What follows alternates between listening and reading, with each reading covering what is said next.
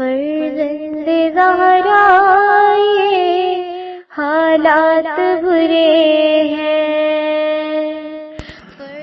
کاشانۂ بصیرت ایک ایسا مکمل یوٹیوب چینل جس پر محروم بصارت کے لیے بالخصوص اور تمام افراد کے لیے بالعموم سینکڑوں کی تعداد میں اسلامی کتب دستیاب ہیں۔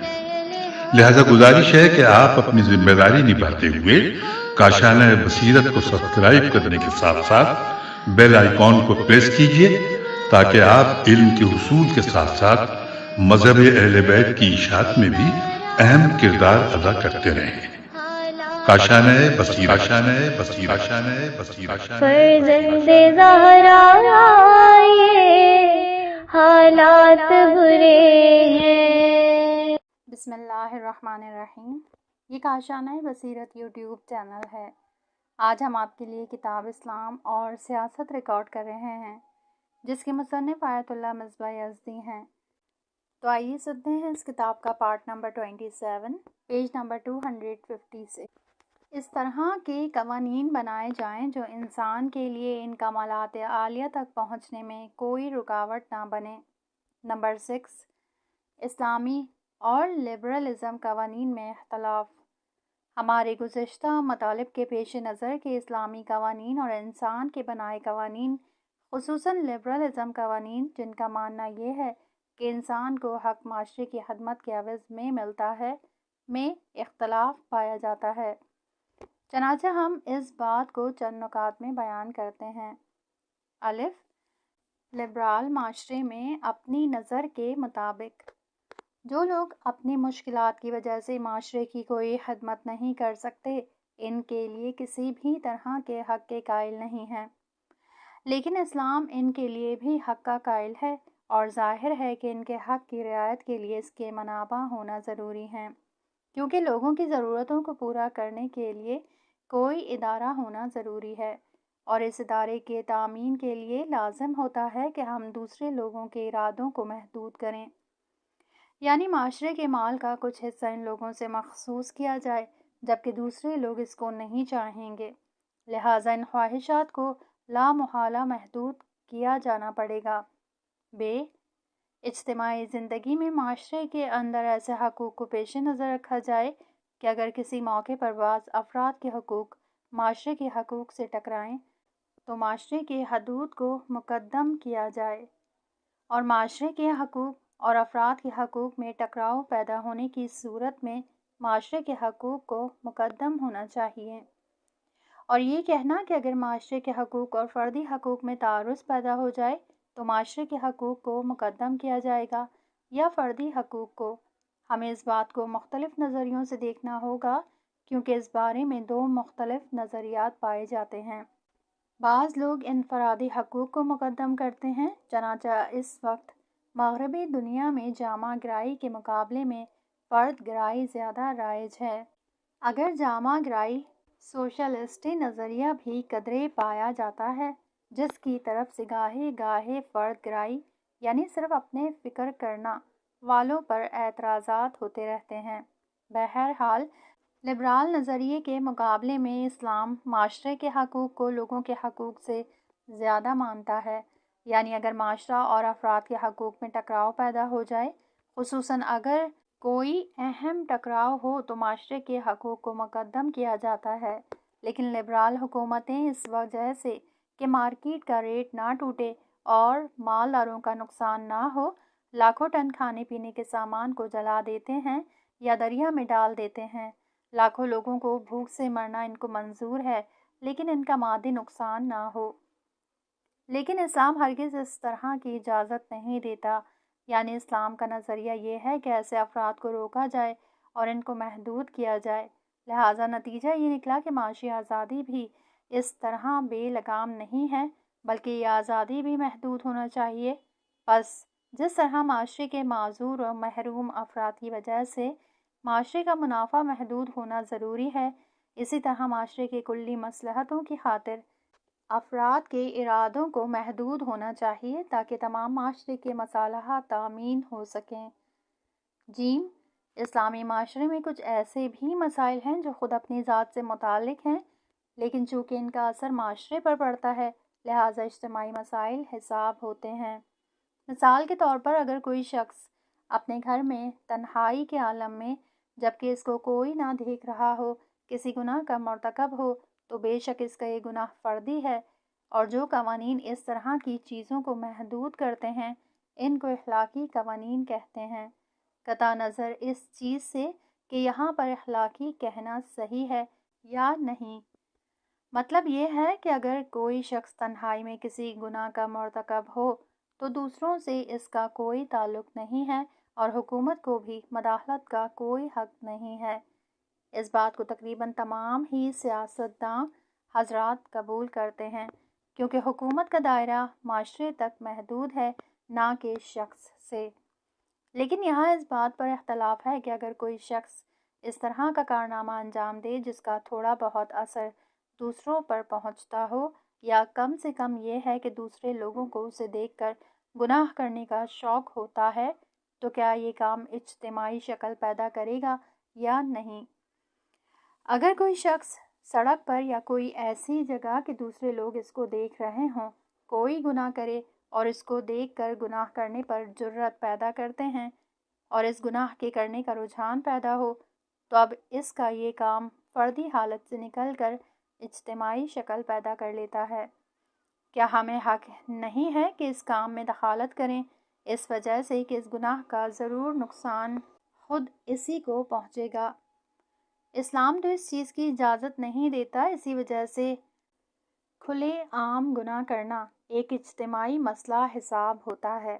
اگر کوئی شخص دوسروں کے سامنے گناہ کا مرتکب ہوتا ہے تو یہ گناہ حقوقی جرم یعنی اخلاقی خلاف ورزی کے مقابلے میں ہے اور حکومت اس میں دخالت کر سکتی ہے۔ وہ قانون جو اس طرح کے گناہوں سے منع کرتا حکومتی قانون کہا جاتا ہے جس کے جاری کرنے کی حکومت ذمہ دار ہوتی ہے۔ لہٰذا اگر تنہائی میں گناہ انجام پائے اور کسی کو پتہ بھی نہ لگے تو اس سے حکومت کا کوئی سروکار نہیں ہے اور کوئی عدالت ایسی نہیں ہے جو اس کو محکوم کرے۔ لیکن اگر گناہ اجتماعی صورت پیدا کر لے جس سے دوسروں میں بھی گناہ کا رجحان پیدا ہو تو اس وقت حقوقی اور اجتماعی پہلو پیدا ہو جاتا ہے اور حکومت کی ذمہ داری ہے کہ ایسے گناہوں سے روکے۔ دال گناہ اور معاشرے کو ضرر پہنچانا صرف مادی چیزوں میں منحصر نہیں ہے بلکہ حیثیت اور آبرو کو ضرر پہنچانا بھی گناہ اور جرم حساب ہوتا ہے۔ کسی بھی معاشرے کو لے لیجئے، کسی کی بے حرمتی اور توہین کرنا چاہے فزیکی اور ظاہری طور پر نہ ہو، مثلاً کسی کی توہین آمیز اور مذاق بنانے والی باتیں کہنا گناہ سمجھا جاتا ہے اور چونکہ دوسرے سے متعلق ہوتا ہے تو حکومت کو اس سلسلے میں سزا دینے کا حق حاصل ہے۔ اسلامی معاشرے میں دینی مقدسات کی توہین کرنا مسلمانوں کے نزدیک سب سے بڑی خلاف ورزی ہے، اور اگر کوئی دین کی توہین کرے تو اس کی سزا بھی زیادہ ہونا چاہیے کیونکہ اسلامی معاشرے میں دینی مقدسات سے بڑھ کر کوئی چیز نہیں ہے، لہٰذا دینی مقدسات کی توہین سب سے بڑا جرم ہے، چنانچہ اس کے لیے سزا بھی سب سے بڑی ہونا چاہیے۔ اسی بنا پر اگر کوئی مرتد ہو جائے یا اسلامی مقدسات کی توہین کرے تو اس سے کوئی معاملہ نہیں کیا جا سکتا کیونکہ اگر کوئی پیغمبر اکرم صلی اللہ علیہ وآلہ وسلم یا دوسری مقدسات کی توہین کرے تو اسلام کی نظر میں اس کی سزا پھانسی ہے کیونکہ اس نے سب سے بڑا جرم کیا ہے، کیونکہ مسلمانوں کے نزدیک اس سے مقدس ترین کوئی چیز نہیں ہے اور ان مقدسات کی توہین سب سے بڑا جرم ہے، لہٰذا اس کی سزا بھی سب سے بڑی یعنی پھانسی ہے۔ اور یہ ایک بنیادی اختلاف ہے کہ جو اسلام اور لبرال نظریے میں پایا جاتا ہے۔ یہ لوگ کہتے ہیں اگر کسی نے آپ کو گالی دی ہے تو آپ بھی گالی دے دیں، یہ کوئی جرم نہیں ہے کیونکہ زبان چلانا آزاد ہے۔ مثلا اگر کسی نے آپ کے پیغمبر کو برا کہا ہے تو آپ بھی ان کے پیغمبر کو برا کہہ دیں، لیکن اسلام کا نظریہ یہ نہیں ہے۔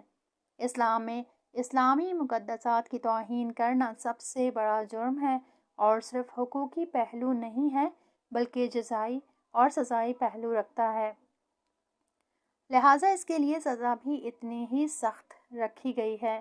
اس طرح کی توہین کسی ایک فرد کی توہین نہیں ہے بلکہ پورے اسلامی معاشرے کی توہین ہے۔ حقوقی مسائل ایک کے رابطے سے مربوط ہے۔ اگر کسی نے کسی کو تماچا مارا ہے تو اسے بھی بدلے کا حق ہے، وہ اس کی شکایت بھی کر سکتا ہے اور ممکن ہے اس کو جیل بھیج دیا جائے یا اس کو مالی جرمانہ دینا پڑے، لیکن اگر وہ شخص اس کو معاف کر دے تو پھر قضیہ تمام ہو جاتا ہے اور عدالت بھی اس کو کچھ نہیں کہے گی۔ لیکن سزائی احکام میں اس طرح نہیں ہے، یہاں تک کہ اگر شکایت کرنے والا بھی اس کو معاف کر دے تو بھی مدعی عموم یعنی جو لوگ معاشرے کے حقوق کے دفاع کرنے والے ہیں حق رکھتے ہیں کہ اس کی پیروی کرے، کیونکہ یہ بے احترامی پورے معاشرے کی بے احترامی ہے، لہٰذا مدعی عموم اس کی شکایت کر سکتے ہیں۔ اسلامی مقدسات کی توہین کسی ایک فرد کی توہین نہیں ہے کہ کوئی خاص فرد اس کی شکایت کرے، اور اگر شکایت کرنے والے نے معاف کر دیا تو مسئلہ تمام ہو جائے گا، پھر عدالت بھی اس کی تعقیب نہیں کرے گی۔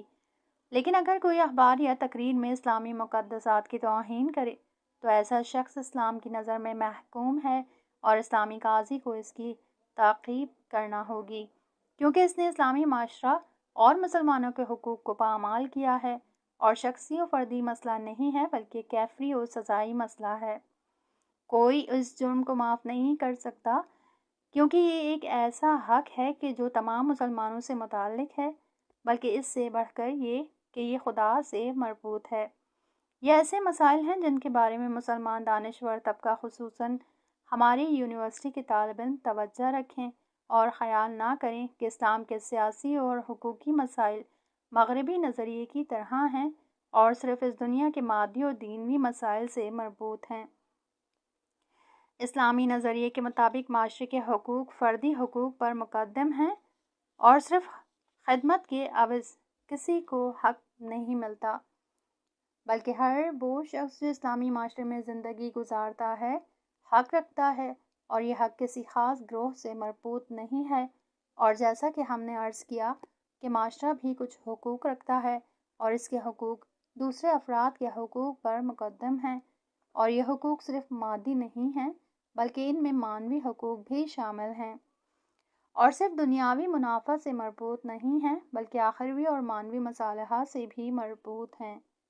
اب تک جو کچھ ہم نے عرض کیا اس سے اسلامی قوانین کا دوسرے قوانین سے امتیاز واضح ہو جاتا ہے اور سمجھ میں آتا ہے کہ کیوں اسلامی معاشرے میں انسانوں کے فردی ارادوں کو محدود کرنا ضروری ہے اور سیکولر، لائق اور لبرال نظریات کی طرح نہیں ہیں۔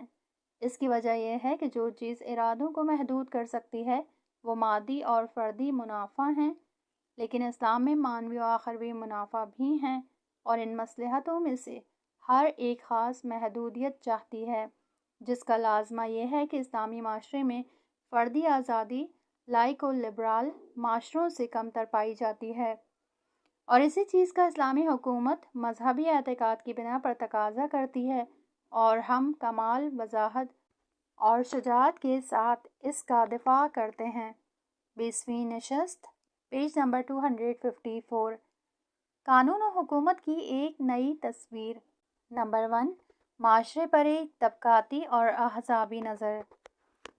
گزشتہ نشستوں میں ہماری بحث اسلامی حکومت اور سیاست میں قانون گزاری کے بارے میں تھی۔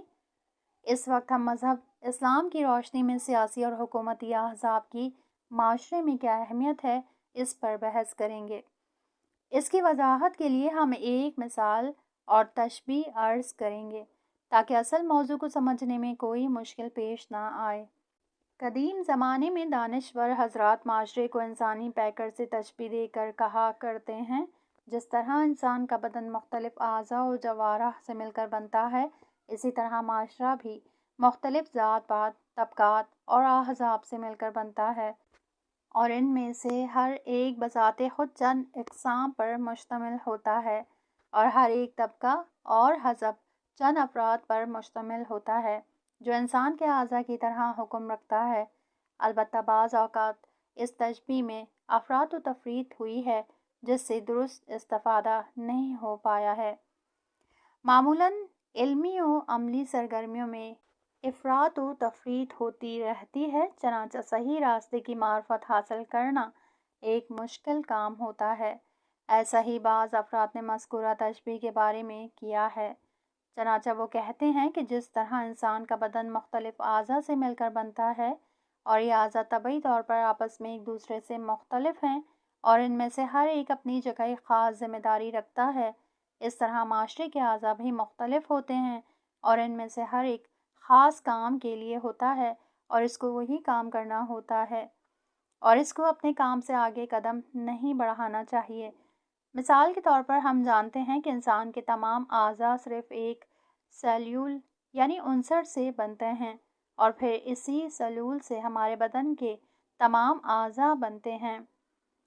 بعض سیلول بہت لطیف و ظریف ہوتے ہیں کہ جن سے آنکھ یا مغز اور دماغ تشکیل پاتے ہیں اور بعض سیلول مضبوط و محکم ہوتے ہیں جن سے ہڈی بنتی ہے، اور یہ کبھی نہیں ہو سکتا کہ آنکھ کا سیلول ہڈی کی جگہ یا ہڈی کا سیلول آنکھ کے سیلول کی جگہ استعمال کیا جائے، یعنی آنکھ سے کان کا کام لیا جائے اور ہڈی سے آنکھ کا کام لیا جائے، جبکہ یہ تمام سیلول ایک ہی سیلول سے بنے ہوئے ہیں لیکن آپس میں اتنا اختلاف رکھتے ہیں کہ صرف اپنے معین شدہ کام ہی کو انجام دے سکتے ہیں، لہٰذا ان کو ایک دوسرے کی جگہ نہیں رکھا جا سکتا۔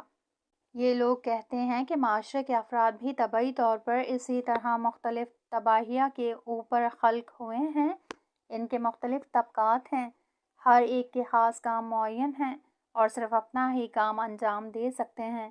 قدیم زمانے میں فلاسفہ حضرات معتقد تھے کہ معاشرے کی مختلف قومیں اور طبقات اپنے لیے ایک معین حد رکھتی ہیں اور ہر ایک کا کام الگ الگ ہوتا ہے۔ مثلاً حبشی یعنی سیاہ فام قوم کی ذات سخت اور محنتی کام کے لیے پیدا کی گئی ہے اور سرخ یا زرد رنگ والی قوم فکری کاموں کے لیے پیدا ہوئی ہیں۔ یہ لوگ اسی تشبیہ سے اس چیز کا استفادہ کرتے تھے۔ ان لوگوں کا ماننا یہ تھا کہ رنگ کا اختلاف قوموں کے اختلاف اور انسان کے خون کے اختلاف ہونے کا سبب بنتا ہے، جس کی وجہ سے انسان کی ہر قوم الگ الگ کاموں کے لیے مخصوص ہے۔ لیکن معلوم ہونا چاہیے کہ یہ نظریہ افراد یعنی زیادہ روی ہے۔ علم و فلسفہ اور دین اس نظریے سے متفق نہیں ہیں۔ نمبر 2، معاشرے کے طبقاتی اور احزابی نظام کے بارے میں اسلام کا نظریہ۔ اسلامی نظریے کے مطابق تمام انسان اپنے بدن اور روح کے اعتبار سے معاشرے میں مختلف کام انجام دینے کی صلاحیت رکھتے ہیں۔ البتہ انسانوں کی قابلیت و صلاحیت مختلف ہوتی ہے اور برابر نہیں ہوتی، لیکن ایسا بھی نہیں ہے کہ کالے اور گوروں کے درمیان ایک ایسا فرق ہو جو ایک دوسرے کے کاموں کو انجام نہ دے سکیں، کالے گوروں کا کام نہ کر سکیں یا گورے کالوں کا کام نہ کر سکیں۔ اسلامی نظریے کے مطابق اگرچہ انسانی بدن اور معاشرے میں شباہت پائی جاتی ہے جس سے گروہ اور افراد کی وضعیت کو معین کرنے کے لیے دو نتیجے نکالے جا سکتے ہیں، لیکن معاشرے کی ان اعضاء بدن سے تشبیہ دینا جو طبعی طور پر ہر ایک عضو سے متفاوت اور مختلف ہے اور اس سے یہ نتیجہ نکالنا کہ معاشرے کے افراد بھی ایک دوسرے سے مختلف ہیں، یہ صحیح نہیں ہے۔ اس زمانے کے بعد جامعہ شناس افراد بھی بالکل اسی طرح کہتے ہیں کہ معاشرہ بھی ایک قسم کا آرگنزم ہے اور معاشرے کے مختلف گروہ، قوم، ذات و پات انسان کے جسم کے اعضاء و جوارح کی مانند ہیں اور ان کا رابطہ اعضاء بدن کے رابطے کی طرح ہے۔ یہی رابطہ ایک دوسرے کو آپس میں متصل کرتا ہے۔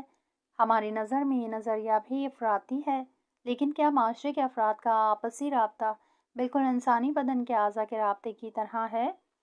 نہیں، اس طرح کا کوئی حقیقی رابطہ اعضاء بدن کے سیلول اور معاشرے کے افراد کے درمیان نہیں ہے۔ معاشرے کے افراد اس طرح کا ارتباط رکھتے ہیں، اس چیز کو ثابت کرنا بہت مشکل ہے۔ ایسا رابطہ مثلاً آنکھ کے سیلول کا ایسا باہمی رابطہ جو ایک عضو کو تشکیل دیتے ہیں، یہ ایک مخصوص رابطہ ہے، لیکن یہی دیگر اعضاء و جوارح کی مدد سے ایک انسان کے جسم کو تشکیل دیتے ہیں۔ لیکن جیسا کہ ہم نے عرض کیا کہ انسان کے بدن اور معاشرے میں ایسی شباہت پائی جاتی ہے جس سے انسان کی اجتماعی موقعیت کی پہچان ہو سکتی ہے۔ مرحوم سعدی نے اپنے مشہور و معروف اشعار میں اس چیز کی طرف اشارہ کیا ہے۔ ترجمہ: تمام انسان ایک بدن کی اعضاء کی طرح ہیں کیونکہ ان کی خلقت ایک ہی جوہر سے ہوئی ہے۔ مثلاً اگر بدن کے کسی ایک حصے کو تکلیف ہوتی ہے تو دوسرے اعضاء بھی بے قرار ہو جاتے ہیں۔ بے شک یہ تشبیہ معاشرے کے افراد کے درمیان ایک محبت و ہمکاری کو ثابت کرتی ہے۔ انسان میں محبت و عطوفت کا احساس ہوتا ہے تاکہ وہ کوشش کرے کہ ایک دوسرے سے اس کا رابطہ ہمدردی والا ہو۔ اس طرح ممکن ہے وہ ایک دوسرے سے فائدہ اٹھانے سے محروم نہ رہیں۔ یہ ایک معقول تشبیہ ہے کہ جس سے بہت سے استفادہ کیے جا سکتے ہیں، اور یہ تشبیہ حضرت رسول خدا اور امام جعفر صادق علیہ السلام کی احادیث سے کسب کی گئی ہے۔ حضرت امام جعفر صادق فرماتے ہیں، ترجمہ: مومنین ایک دوسرے کے ساتھ محبت و پیار اور ہمدردی سے اس بدن کی طرح پیش آئیں کہ جب ان میں سے کسی ایک عضو کو تکلیف پہنچے تو دوسرے اعضاء بھی بے خوابی اور بخار وغیرہ میں اس کی ہمراہی کرتے ہیں۔ مستدرک الوسائل جیم 12 ص 424۔ البتہ جیسا کہ آپ نے ملاحظہ فرمایا کہ امام علیہ السلام نے اسلامی معاشرے کو ایک پیکر کی طرح تعارف کرایا اور سعدی رحمۃ اللہ علیہ نے اس کو وسعت دی اور انسانی معاشرے کو ایک پیکر کی طرح نقشہ کشی کی ہے۔ البتہ توجہ رہے کہ اس تشبیہ کا کام یہ ہے کہ وہ جھت جو دو موجود میں مشترک اور ایک میں زیادہ اور مشہور اور دوسرے میں کچھ کم ہوتی ہے، اس کو اپنی توجہ کا مرکز قرار دیتی ہے، اور چونکہ یہ خاص جھت دوسرے موجود میں کافی مقدار میں شناختہ شدہ نہیں ہے، لہٰذا تشبیہ کی وجہ سے اس میں بھی پہچان لی جائے۔ اسی بنا پر مشبہ کے تمام خصوصیات اور صفات مشبہ میں نہیں لیے جا سکتے۔ مثلا اگر کسی بہادر انسان کو شیر کھا جائے تو اس سے اس کی بہادری کو بیان کرنا مقصود ہوتا ہے۔ ایسا نہیں ہے کہ اگر شیر کی گردن پر مخصوص بال ہوتے ہیں تو یہ بھی بال رکھتا ہو، یا یہ کہ اگر شیر ہاتھ پیر سے چلتا ہے تو یہ بھی اسی طرح چلتا ہو۔ نمبر 3، معاشرہ اور پیکر انسانی میں دیگر شباہتیں۔ معاشرہ اور انسانی بدن میں گزشتہ تشبیہ کے علاوہ اور بھی تشبیہ دی گئی ہیں۔ ان میں سے ایک یہ بھی ہے کہ چونکہ انسان کے بدن میں مختلف اقسام کے سسٹم ہیں جو ایک دوسرے سے ہم فکری اور ہم کاری رکھتے ہیں، جو انسانی سسٹم کی حیات اور اس کے رشد میں مؤثر ہوتے ہیں، اسی طرح معاشرہ بھی مختلف شعبے اور مختلف مرکز رکھتا ہے جس کے نتیجے میں معاشرے میں زندگی کرنا آسان ہو جاتا ہے۔ مثال کے طور پر انسان کے بدن میں ایک سسٹم ہوتا ہے جس کا کام خون کو تمام جگہوں پر پہنچانا ہے، اور اس کا مرکز دل میں ہوتا ہے۔ دل اس خون کو جو معدے، جگر اور گوارشی مشین کی ہم آہنگی سے بنتا ہے، چھوٹی بڑی رگوں کے ذریعے تمام سلولوں تک پہنچاتا ہے، جس کے نتیجے میں انسان کی حیات رواں دواں رہتی ہے۔ خون کو تمام سلول میں پہنچانے والی مشین خود کئی چیزوں سے مل کر بنتی ہے۔ مثلاً دل کا کام خون کو پمپ کرنا ہوتا ہے اور دوسری رگیں خون کو سارے بدن میں پہنچاتی ہیں۔ اسی طرح دوسری مشین خون پھیلانے والی مشین سے وابستہ ہیں، جیسے خون کے لیے آکسیجن بنانا، کیونکہ خون میں آکسیجن ہونا چاہیے تاکہ بدن کے سلول زندہ رہیں، اور اس وجہ سے پھیپھڑے اور سانس لینے والی مشین بدن کے لیے آکسیجن بناتی ہیں، اور یہ آکسیجن خون کے ساتھ تمام بدن میں پھیل جاتا ہے۔ اسی طرح غذا خون کے ساتھ تمام بدن میں پھیلتی ہے اور یہ غذائیت گوارشی مشین سے بنتی ہے۔ بس یہ تین مشین، گردش خون، دستگاہ تنفس اور دستگاہ گوارش، آپس میں مل کر کام کرتی ہیں، جن کی وجہ سے انسان کی حیات ممکن ہوتی ہے۔ ان کے علاوہ بدن میں اور دوسری مشینیں بھی ہوتی ہیں جن کا کام مختلف مشینوں پر نظارت اور ان کی ہدایت کرنا ہوتا ہے۔ مثلاً بدن کے مختلف غدے اپنی اپنی مصروفیات میں لگے ہوتے ہیں اور اعصاب یعنی رگیں دماغ کے حکم کے مطابق کام کرتے ہیں، جن کی وجہ سے دوسرے اعضاء اپنا اپنا کام کرتے ہیں۔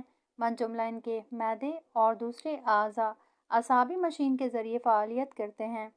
جیسا کہ آپ نے ملاحظہ فرمایا کہ انسان کی زندگی کے لیے بدن کے مختلف سسٹم ایک ساتھ مل کر اپنا اپنا کام کرتے ہیں اور ایک دوسرے سے ہم آہنگ ہو کر عمل کرتے ہیں۔ اسی طرح معاشرے کے مختلف مرکز اور شعبہ جات کو انسان کے مختلف سسٹم سے تشبیہ کریں اور ان میں سے ہر ایک کے لیے ایک مشابہ نمونہ کی عکاسی کریں۔ مثلا جس وقت ہم انسان کے معدے اور تمام بدن تک غذائیت پہنچانے والی مشین کو دیکھتے ہیں، یعنی بدن میں غذا کو ہضم کرنے اور اس کو مختلف اعضاء تک پہنچانے والی مشین کو دیکھتے ہیں اور اس کے بعد معاشرے پر نظر ڈالتے ہیں تو معاشی معاملات میں ان جیسے کام کا مشاہدہ کرتے ہیں۔ معاشی شعبہ جات کا خصوصی کام کھانے پینے کی چیزوں کو پیدا کرے اور دوسرے شعبوں کے ذریعے ان کو لوگوں تک پہنچانا ہوتا ہے۔ جس طرح خون بدن میں بنتا ہے اور دل اور رگوں کے ذریعے دوسرے اعضاء تک پہنچتا ہے۔ اگر خونی مشین میں کچھ خرابی ہو جائے، مثلاً کسی رگ کے بند ہونے سے خون کی حرکت بند ہو جائے، تو اس صورت میں انسان بیمار ہو جاتا ہے اور جس عضو تک غذائیت نہیں پہنچتی وہ بیکار ہو جاتا ہے، اور ممکن ہے بعض اوقات اس حصے کو بدن سے کاٹنا بھی پڑے، اور ممکن ہے کسی سسٹم کی خرابی کی وجہ سے انسان مر جائے۔ لہٰذا انسان کی تندرستی اور زندگی کے لیے ضروری ہے کہ خون آسانی کے ساتھ تمام رگوں میں حرکت کرتا رہے۔ اسی طرح معاشرے میں بھی تمام ضروری سامان پہنچتا رہے، اور اگر یہ ضروری سامان کسی ایک جگہ جمع کر لیا جائے اور لوگوں تک نہ پہنچایا جائے، اگر معاشی نظام کہ جو کاشتکار اور دوسرے اداروں پر مشتمل ہوتا ہے میں کچھ خرابی ہو جائے اور لوگوں تک کھانے پینے کا ضروری سامان نہ پہنچ پائے، تو پھر یہ معاشرہ خواہ مخواہ بیمار ہو جائے گا۔ لہٰذا یہ تشبیہ صحیح اور بجا ہے کہ جس میں معاشی شعبے کی مثال دستگاہ گوارشی خون سے دی جاتی ہے۔ اسی طرح حکومت کی اعصابی مشین سے تشبیہ کی جا سکتی ہے کہ جس کا کام بدن کو حکم دینا ہے، اور یہ اعصاب کے دو حصوں یعنی حسی اور حرکتی سے تشکیل ہوتی ہے۔ لہٰذا حکومت کو اعصابی سسٹم کے مثل قرار دیا جاتا ہے۔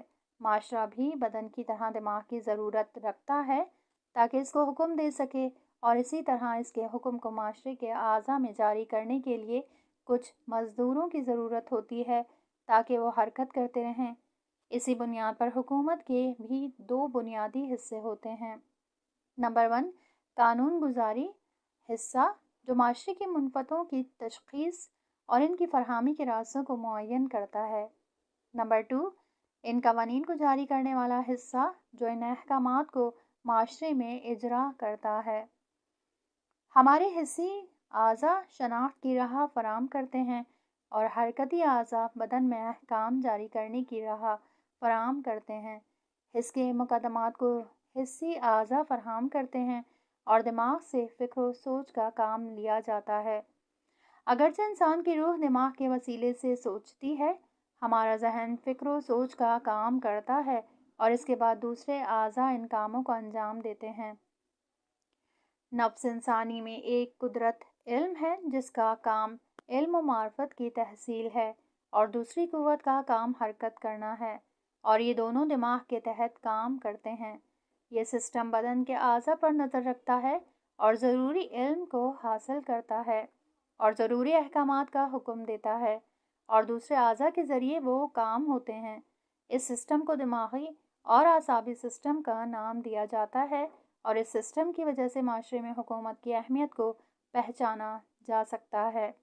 یہاں اس کتاب کا یہ پارٹ ختم ہوا۔ اگلے حصے میں نیکسٹ پارٹ سنیں گے۔